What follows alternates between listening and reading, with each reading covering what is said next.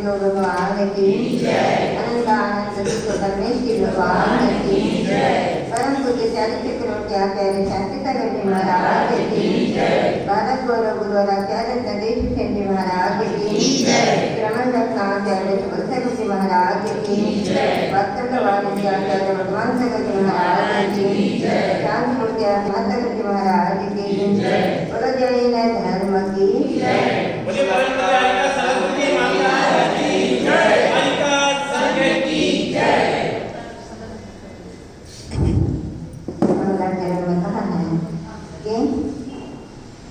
धर्म जो है सब सुख के खान है, क्योंकि प्रत्येक प्राणी संसार में जितने प्राणी हैं सब सुख की इच्छा करते हैं और दुख से भयभीत रहते हैं। कौन चाहता है कि मुझे दुख मिले? कोई चाहता है? कोई नहीं चाहता। अब असंगी जीव भी वो भी सुख की इच्छा करता है, दुख है कोई नहीं चाहता, तो हम तो संगी है। तो इसलिए धर्म से ही सब प्रकार के सुख मिलते हैं। सांसारिक सुख भी धर्म से मिलते हैं और आत्मिक सुख भी धर्म से ही मिलते हैं। तो यहाँ पर बता रहे हैं कि धर्म क्या चीज है। धर्म से मिलता है तो सही है, पर धर्म क्या है? शब्द का अर्थ भी तो समझे। यो धरते तमें धर्म, जो उत्तम सुख में पहुँचाता है, संसार के दुखों से छुटा करके उत्तम सुख में पहुँचाता है, उससे कहते हैं धर्म। तो ऐसी क्या चीज़ है कि जिससे हमें सुख प्राप्त हो गए या जिससे हम धर्म माने? तो हम कहते हैं कि मंदिर में आने मात्र से धर्म हो गया, स्वाध्याय करने से धर्म हो गया, दान देने से धर्म हो गया। नहीं, ये एक एक अंग है धर्म। हमारी जो चलावश्यक क्रियाएं कहाँ है? देव पूजा, स्वाध्याय, संयम, तप और त्याग। ये जो चलावश्यक क्रिया बोला है, ये सभी एक एक उसी धर्म के अंग हैं। ये केवल एक करने मात्र से काम नहीं चलेगा, वो एक साथ सभी होना चाहिए, तो हम धर्म करें। अब कहते हैं कि देव पूजा हम करते हैं, मंदिर में आते हैं। मंदिर में आते ही आपकी रोज की जगह पर कोई दूसरा बैठ जाए तो आपका मन बिगड़ जाता है, क्लेश उत्पन्न हो जाता है।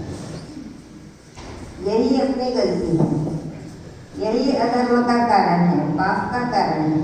कहा है अन्य क्षेत्रे कृतम पापम धर्म क्षेत्रे विनश्यति, धर्म क्षेत्रे कृतम पापम वज्रलेपो भविष्यति। है ना? अन्य क्षेत्र में अपन गुस्सा कर ले सकता है, यहाँ आकर के उसका पाप का प्रक्षालन कर लेंगे, परंतु यहाँ पाप करेंगे तो उसका प्रक्षालन करने का कोई साधन है? इसलिए मंदिर को समोचरण कहा। जब हम मंदिर में प्रवेश करते हैं तो सबसे पहले प्रवेश करने के पहले मंदिर के दरवाजे पे हम क्या कहते हैं? निस्तरे निस्तरे। किसको हटाते हैं? किसको हटाते हैं? हमको कहते कि हम आए, हमें दर्शन के लिए जगह है, इसलिए इतना ही नहीं है उसका तात्पर्य। हम आए कहाँ से? घर से। और घर क्या है? राग द्वेष की खान। प्रतिक्षण बात पर हमारे मन में राग द्वेष संकल्प विकल्प चलते रहते हैं। अच्छा हो गया तो खुश रहते हैं, बुरा हो गया तो दुख है ना। इस प्रकार से हमारी प्रतिक्षण होती रहती है। इसलिए घर को क्या कहा है? राग द्वेष की खान कहा है। खान माने क्या? कितना भी निकालो कमी होता नहीं। तो घर में राग द्वेष की कमी कदापि नहीं हो सकती। और जब आप घर से निकले बाहर तो आपके साथ यहाँ तक वो आए, कौन? राग द्वेष आपके साथ आए। अब इनको यहाँ से हटाना, राग द्वेष को ही हटाना कि बस तुम्हारा यहीं तक ही सीमा है तुम्हारी। अब हम वितराग के दरबार में जा रहे हैं, तो यहाँ पर राग द्वेष का कोई काम नहीं, तुम्हें वहाँ प्रवेश नहीं, बस तुम यहीं रहो, हटो हमसे दूर हो। भगवान का मंदिर समो शरण है, और समो शरण में कहीं भी बैठो वहाँ पर आनंद ही आनंद आता है। इसलिए हमारे मन में जो प्रतिक्षण राग द्वेष उत्पन्न हो जाते हैं कि अपने रोज की जगह पर कोई बैठ जाए तो अपने को गुस्सा आ जाता है, पहले वही कहते मेरी जगह खाली है क्या नहीं, है ना। अथवा कोई नया वस्त्र नया आभूषण कुछ पहन के आए हो तो लोग मुझे देखते हैं क्या नहीं। इस प्रकार के विकल्प अपन साथ लेके आते हैं, उन विकल्पों को ही बाहर हटा करके अंदर प्रवेश करना। इसीलिए कहा निस्संगो हम जिनानाम सदनम अनुपमम परित्यज्य भक्त्या।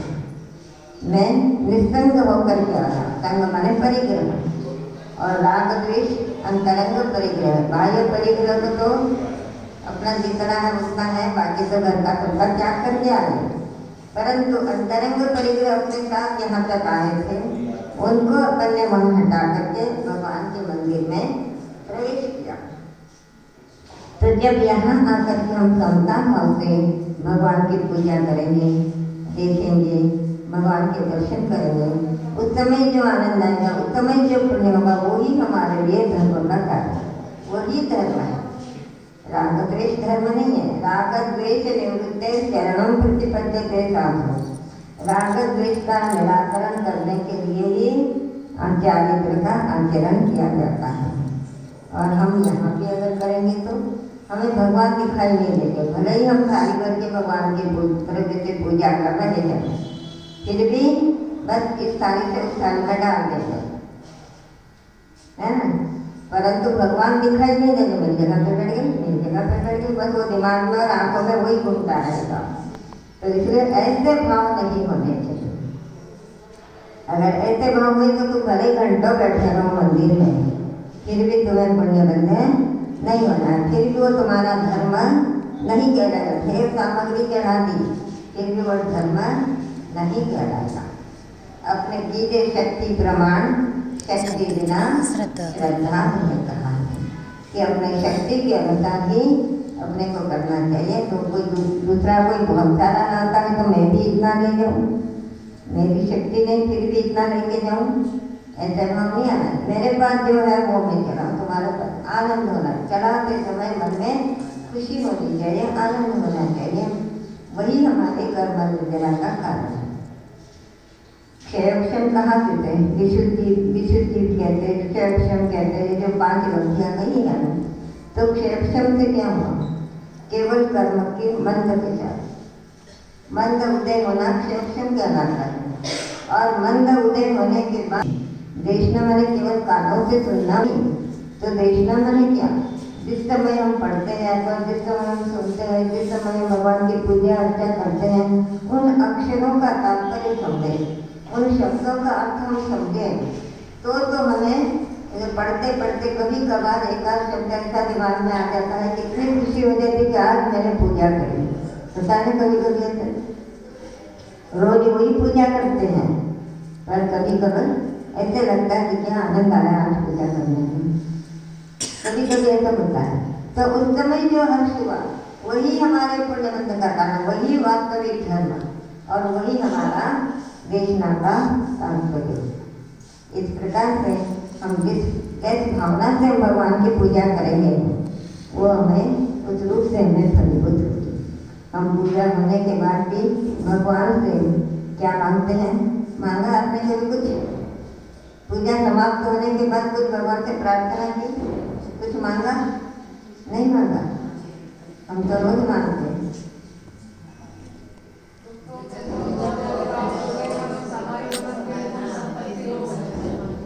ये तो अपन कहते हैं, पर इसके पहले पूजा के समय हे भगवान, आज जो मैंने पूजा की, इस पूजा से मुझे इतना ही मिलेगी, जब तक मुझे मोक्ष की प्राप्ति ना हो तब तक मुझे 7 बातें मिलती है। 7 बातें मांगते, 7 क्या? शास्त्राभ्यास। प्रतिदिन शास्त्र का अभ्यास करूँगा।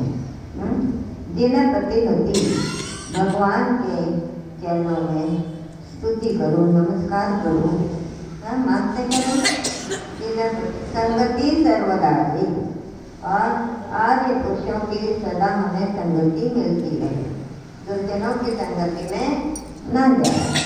मानते हो ना? हाँ, संगति सर्वदा सद्वृत्ता नाम गुणगण, जिनका आचरण अच्छा है ऐसे महापुरुषों के गुणों का गान करते रहते हैं। दोषवादे मौनम, और जहाँ जहाँ हमें दोष दिखाई देता है, आजकल लोगों की आदत रहती है मंदिर में सब इकट्ठी होती है तो पता नहीं तेरी मेरी कहाँ कहाँ की बातें लेके आ जाती है ना,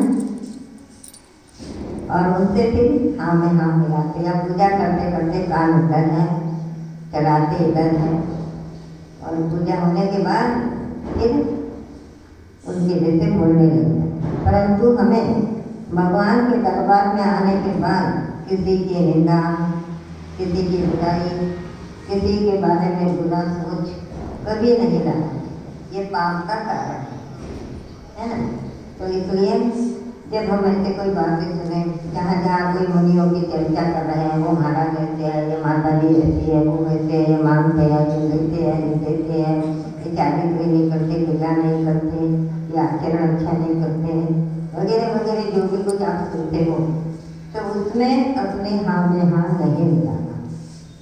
ऐसे बातों से अपन दूर रहना चाहिए, क्योंकि ये भी क्या है, अवर्णवाद। और क्वचित कदाचित वो लोग तो जो कर भी किया, किसी से कुछ बुरा काम हो भी गया तो वो पुनः पश्चाताप करके प्रायश्चित लेकर के अपने निर्णय कर लेंगे, परंतु तुम लोगों के तो निष्प्रयोजन कर्मों का बंध हो ही जाएगा, फिर वो भोगना पड़ेगा। सीता ने क्या करा था वेदवती के भोग में, याद है, पढ़ा कदम पुराण। हाँ, एक महाराज और एक माता थी, क्योंकि गृहस्थ अवस्था के दोनों भाई बहन थे। विहार करते करते करते मंदिर में आए, वो भी उधर से आई, ये भी उधर से आए कि गाँव में उनका आना हुआ और भगवान के दर्शन कर रहे थे रास्ते पर के सामने। फिर बहुत दिन के बाद मिलने के बाद और फिर मुनि और उसके बाद तो बहुत दिन के क्या क्या अपने जीवन का कोई अनुभव देते रहते हैं। ऐसे दोनों हंसे, महाराज जी और माता जी भी बोलते हैं। तो वो उधर से उसी समय निकली और उसके मन में उनके दोनों के प्रति विपरीत भाव आ गए और इसी के कारण से उसको सीता के भाव में दोष लगा। शील की परीक्षा देनी पड़ी, कितना कष्ट भुगतना पड़ा, कहाँ तो राज रानी थी, कहाँ तो राज कन्या थी और कहाँ वन वन भटकना पड़ा, कितना कष्ट भुगतना पड़ा, क्या कारण था। तो इसलिए हमें ऐसी बातों से बहुत दूर रहना चाहिए। इसलिए कहा कि दोष वादेश वही भगवान, जहाँ भी कोई ऐसी बातें करते हैं तो मेरे लिए मौन रहने की मुझे शक्ति आ जाए, या मैं वहाँ से हट जाऊँ। सर्वस्यापि प्रिय हितवचो, सबसे हित प्रिय और मित्र वचन हो, ज़्यादा नहीं बोलना, थोड़ा बोलना, हितकारक बोलना और मधुर बोलना भी। यदि तुम हित का बोले पर चिल्ला के बोले तो बुरा लगता है, वही शब्द प्यार से बोले तो अच्छा। एक बार अकबर बादशाह ने बीरबल से पूछा, एक ज्योतिषी आया था और ज्योतिषी से पूछा कि बोल मेरी जिंदगी का क्या कैसे अंतिम। तो उसने कहा कि राजन, आपका जब मरण होगा तब आपके पास आपका परिवार का एक भी सदस्य नहीं रहेगा, सब आपके पहले चले जाएंगे, आप अकेले मरेंगे। राजा को गुस्सा आने के बाद इसको चूल्हे पे चढ़ाओ कह दिया। और क्या करें, इतने में अब बीरबल वहाँ बैठा था। बीरबल ने कहा ठीक है, फिर वो कहते कि ऐसा बोल रहा है तो फिर बीरबल का नाम मैं देखता हूँ। बीरबल ने हाथ देखा राजा का और कहता कि राजा ने आप इतने पुण्यात्मा हो, इतने धर्मात्मा हो कि आप अपने परिवार के जीवों को दुखी नहीं देख सकते। दुखी नहीं देख सकते, तो फिर इसलिए पहले सबको सुख में पहुंचा दोगे और फिर आप जाओ। दोनों ने बताई तो एक ही बात थी, तो बात में अंदर कितना हो गया। इसलिए एक ही जीवा है, एक ही जीवा से बुरा भी बोल सकते हैं और मधुर भी बोल सकते हैं। तो बोलना कैसे चाहिए? हित मित मधुर बोल, सर्वव्यापी प्रिय हित बचो, भावना आत्मतत्व और आत्मतत्व की भावना, सतत आत्मस्वरूप को जानना, उसका चिंतन करो, उसका मनन करो, उसको जानो, समझो। इस प्रकार से प्रतिक्षण मुझे आत्मतत्व की भावना बनी रहे। ऐसे सद्भावना में हे प्रभु आपके चरणों में पूजा के फल स्वरूप मानती हूँ, और इसे कब तक? जब तक मुझे मोक्ष की प्राप्ति ना हो। इस प्रकार से ऐसी भावना पूर्वक हम पूजा करेंगे तो क्या होगा? हमें वही धर्म करा, केवल आने आकर के मंदिर में पूजा करके जाने मात्र से धर्म नहीं है। तो ऐसी भावना भानी चाहिए कि जिससे हमारे मन के राग द्वेष हटे, राग द्वेष कम हो, क्योंकि राग द्वेष ही हमें संसार में परिभ्रमण कराने वाले हैं।